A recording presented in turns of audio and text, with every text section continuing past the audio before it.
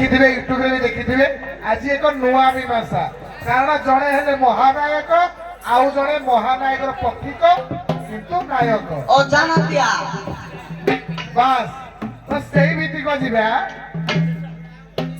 ବର୍ତ୍ତମାନ ଯମୁନା ନଈ ତୁମ ପାଇଁ ଉଦ୍ଧୃତ ହେଇଥିଲା କାହିଁକି ତୁମେ ହିଁ ଯମୁନା ନଈରେ କେଳି କରିବା ପାଇଁ ତୁମ ସବୁ ମାୟା ଲୀଳା ରଚିଥିଲ ସେଇଥିପାଇଁ शास्त्र कहे यदा यदा धर्मस्य ग्लानिर्भवति भारत अभ्युत्थानमधर्मस्य तदात्मानं सृजाम्यहं परित्राणाय साधूनां विनाशाय च दुष्कृतं धर्म संस्थापनार्थाय संभवामि जुगे जुगे अर्थात जुगे जुगे साधु संत पालिबा पई तुमे अवतीर्ण होई थाओ किंतु आजि एक स्मृति माने दीर्घ 20 वर्ष मु भाबुची बोधे मो हिसाब रे मु देले भलो हबो एपटे महानायक अच्छा 20 वर्ष हेल्ला स्त्री नहीं परिवार विहीन से मन चलचंचल अच्छी किंतु तुम्हें आत्मार स्वरूप रूपी आत्मार स्वरूप है कि स्त्री तुम स्त्री उद्देश्य गोटे नदी प्रवाहित कर तुम्हें हेल जननी जन्मभूमि स्वर्गादपि करी मातृभूमि रक्षा करने मातृशक्ति को बढ़ेब तुम्हें तुमर मातृशक्तिर स्मृति उद्देश्य गोटे नदी प्रवाहित कर देखा यूट्यूब रे रेकर्ड हो जे यार मीमांसा रहिला जड़े मातृशक्तिर स्मृति उद्देश्य नदी प्रवाहित करेंगे आउ जड़े आत्मार स्वरूप रे नदी प्रवाहित करेंगे आत्मार स्वरूप आरंभ कर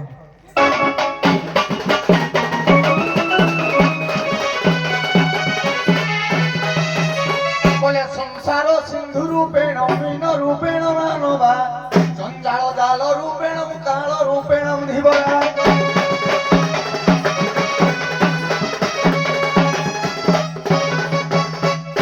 माया मते अगोचर नाहु जानिबे नरथार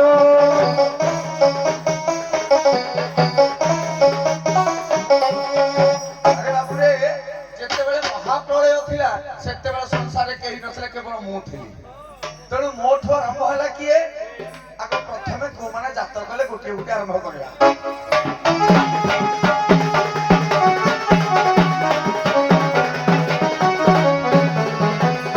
जगन्नाथ दास भागवत विराट पुरुष आरंभ करवा यू सब संसार सृष्टि हो शून्य देव महाशून्य थिला शून्य रु प्रणव होइला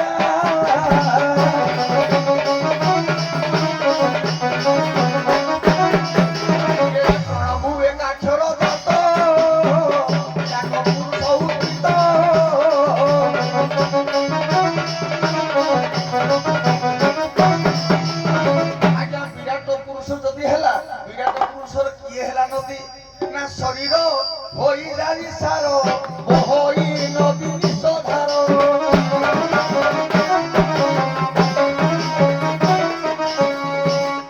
विराट पुरुषंकर शिरा प्रशिरा गुड़ाक सब नदी ही प्रवाहित है नदी है प्रवाहित हवा द्वारा तेणु भूपृष्ठ सब गुड़ाक बढ़िले आउ गोटे मत दवा ना केमिति ना जेतले ब्रह्मा जन्म कले ब्रह्मा को ब्रह्मा निजे मध्य बहु गोटे थिला बधुसरा नदी बही आहुरी देवी प्रमाण पुणी मनर कौ नदी जात है ये महाभारत युद्ध काले ये रक्त नदी विस्तार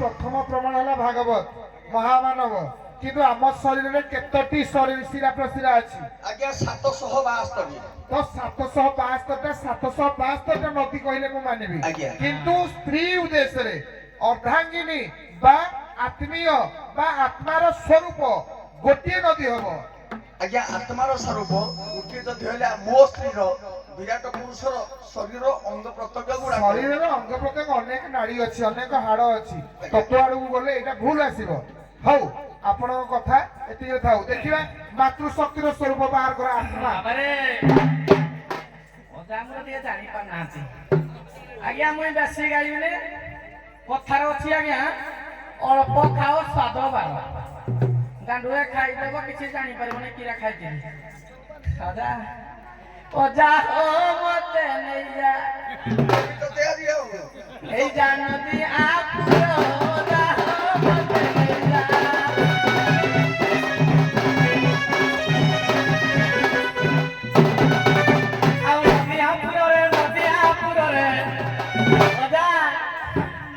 ତତେ ପେଲି ଦେବି ମୁହିଁ ତୋର ଦୁଃଖର କଥା ମତେ ନେଇଯା।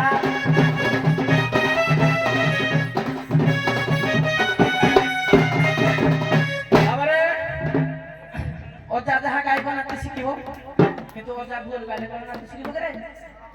କିନ୍ତୁ ନାତିଟି ଟିକେ ଟିକେ ଭାଗବତ ଶୁଣିଛି କାରୁ ମୋ ଆଇଠୁ। କିନ୍ତୁ ଭାଗବତ ଏକାଦଶ ସ୍କନ୍ଧ 28 ଅଧ୍ୟାୟ କଣ? ଏ ଆତ୍ମା ହର୍ତା କର୍ତ୍ତା ଦାତା ଆତ୍ମା ଈଶ୍ୱର ପିତା ମାତା।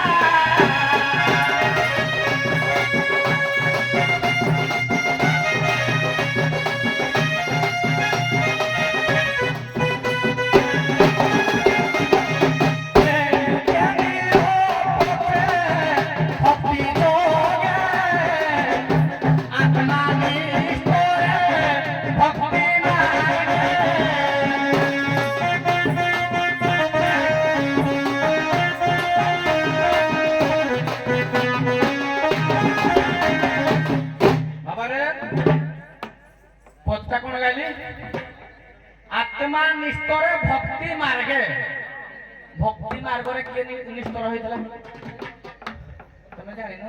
কাজবাজ বিজ্ঞানী কইব কোউ ভক্তি ধরছিল? ও জাগ ও ভক্তি কেতে প্রকার জানি না? আজ্ঞা নবতা ভক্তিরু গোটে হচ্ছে পাদ সেবন, জীবর পাদ সেবন। ହଉ আজ্ঞା ତୁମେ କହିବ ଯେ ତୁମର ବି ଉତ୍ତର ଠିକ ସାରେ ଆସିବ। ମୁଁ ଜାଣିକିରି ଛାଡିଥିଲି କଥାଟାକୁ କାହିଁକି ଆଗ ପ୍ରଥମେ କହିଲେ ସ୍ତ୍ରୀ କଥା ପରା। ମୁଁ ପ୍ରଥମେ ଆରମ୍ଭ କରିଥାନ୍ତି କାହିଁକି ଯେ ଆମର ପ୍ରକୃତରେ ବିଷ୍ଣୁଙ୍କ ପାଦରୁ ଜନ୍ମ ହେଲେ କିଏ? ଗଙ୍ଗା ନାରୀ, ସେ ହେଲେ ବାମାଙ୍ଗୀ ନୁହନ୍ତି କି? ପ୍ରଥମେ ହେଲେ ଗଙ୍ଗା, ସ୍ୱର୍ଗରେ ହେଲେ ଭାଗୀରଥୀ। ହଁ ଆଜ୍ଞା ମନ୍ଦାକିନୀ, ଭୁଲ କଲି, ସ୍ୱର୍ଗରେ ହେଲେ ମନ୍ଦାକିନୀ। ମନ୍ଦାକିନୀ। ତେଣୁ ଦ୍ୱିତୀୟ ପାଦ ଆସିଲେ କୋଉଠିକି? ନା ଶିବଙ୍କ ମୁଣ୍ଡକୁ। ଶିବଙ୍କ ମୁଣ୍ଡରେ କଣ ହେଲେ? ଭାଗୀରଥୀ ହେଲେ ହଁ କି ନାଇଁ ହେଲେ ତାଙ୍କ ବାମାଙ୍ଗୀ ନାରୀ। କିନ୍ତୁ ଆହୁରି କହୁଛି ରେ ଧରିକି ମୁଁ ଖାଲି କଥାଟା ଖାଲି ବୋଲୁଛି, ଏଇ ଆତ୍ମା କଥା କହୁଛି, କିନ୍ତୁ ଆହୁରି ଗୋଟାଏ ତାର ବାଟ। ଆପଣ କହିଲେ ତତ୍ତ୍ୱ କହିନଥାନ୍ତେ କାହିଁକିନା ଗଙ୍ଗା ଯମୁନା ସରସ୍ୱତୀ ଇଏ ତିନି ଭାବରେ ବହନ୍ତି, ଇଏ ନୁହନ୍ତି, ଏମାନେ କିନ୍ତୁ ପରିଷ୍କାର ଜନ୍ମ ହେଇଛନ୍ତି। ଆଜ୍ଞା ତେଣୁ ଗଙ୍ଗା ଆଜ୍ଞା ବିଷ୍ଣୁଙ୍କର ପାଦରୁ ଜନ୍ମ ନୁହଁ କି?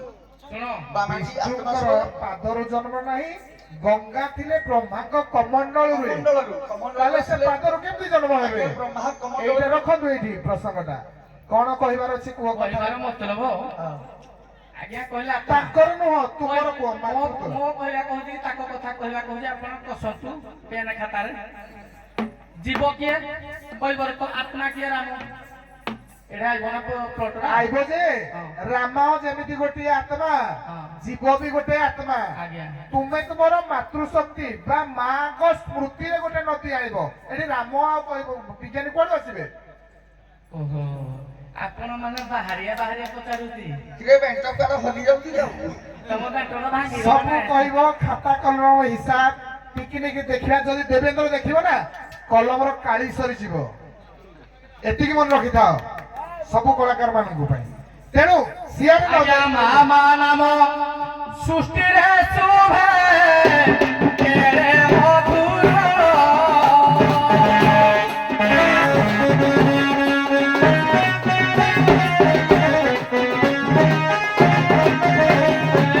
ଦୁଇ ଅକ୍ଷରରୁ ଅମୃତ ବହୁଛି ଝର ଝର।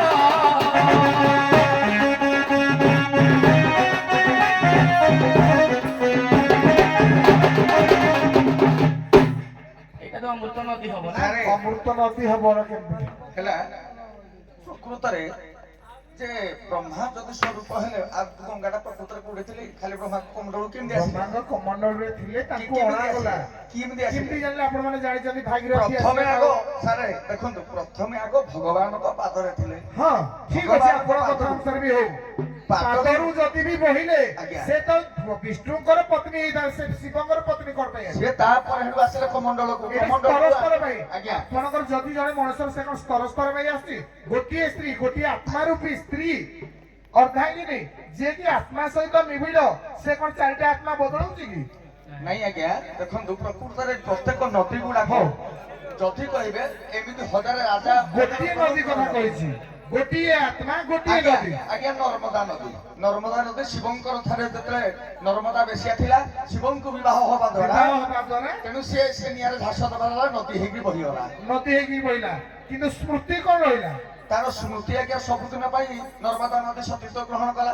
ସିଏ ବି ଗୋଟିଏ ସତୀତ୍ୱ ଖାଲି ତାପରେ ନୁହେଁ, ଆଉ ତା ଦେହରେ ଦିଟା ପୁଅ ଝିଅ ବି ଜନ୍ମ ହେଇଛନ୍ତି, ହଁ, ସେଇଟା ବି- କିନ୍ତୁ ସେଇଟା ହବନି। ଆତ୍ମାର ସ୍ୱରୂପ ସାରେ ନଦୀ ସାରେ ଗୋଟିଏ ହବ। ହଉ ଠିକ ଅଛି। ଟିକେ ସାରେ ଆପଣ ଆତ୍ମାର ସ୍ୱରୂପ ନଦୀ କହୁଛି ପୁଣି ତତ୍ତ୍ୱ ଆଇବନି ତାହେଲେ କେମିତି ହବ ଯେ? କାହିଁକି ଆସିବନି? ମୁଁ କାହିଁକି ନ ଜାଣିକି ତ କହିବିନି କେବେ। କିନ୍ତୁ ଯାହା ହଉ ଏଇ ତର୍ଜମା ଆମେ ଏଇଠି ସ୍ଥଗିତ ରହିଲା, ସମୟ ନାହିଁ ଆମ ହାତରେ, ଆମେ ପରବର୍ତ୍ତୀ ସାରେ ପର୍ଯ୍ୟାୟକୁ ଆଉ ଅପେକ୍ଷା ଗୋଟେ ଯୋଉଟା କହୁଥିଲେ ବାବୁ ପାଇଁ ଆମ ନାତି ପାଇଁ ପ୍ରକୃତରେ ମା କ ପାଇଁ ନଦୀ କିଏ ଆଣିଥିଲା ଆଜ୍ଞା ଆମର କଳି ଯୁଗରେ ଆମର କିଏ ନା ଏ ଯୋଉ ଆମର ଯାଙ୍କ ମା ଶିବ ଗୁରୁ ଟିକେ ଆମର କଳି ଯୁଗରେ ଧର୍ମ ପ୍ରଚାର କଲେ କିଏ ଆଜ୍ଞା ଶଙ୍କରାଚାର୍ଯ୍ୟ ବାସ୍ ତାଙ୍କ ମା ଆଲାବାଇ ନଦୀ ସେଇଠି। ହଉ ଆକୁ ଆଉ ଯିବାନି, ଏଇଠି ବିରାମ ଦେବା। ଆସନ୍ତୁ।